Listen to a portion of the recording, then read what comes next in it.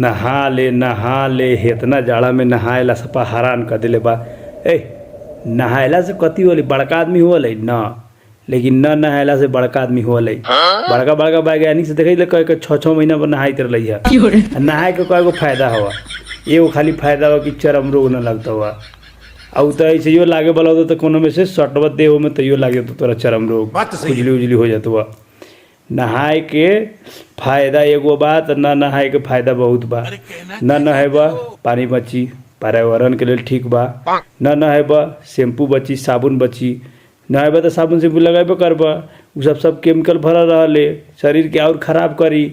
आ तू नहाए ला जब बाथरूम में कोनो को टॉयलेट लागल रहते, उ ढक ढकत भाई निकल तो उसे घर में कलहो हो सकले, बुझल कि ना। अगर अपने के मौगी चाहे अपने मर्द कह दिलक कि देह महकता, तो समझ हम अपने के मर्द अपने से प्यार ना करले, अपने के मेहरारू अपने से प्यार ना करले, अपने के तन से प्यार करले से कही तो महकता।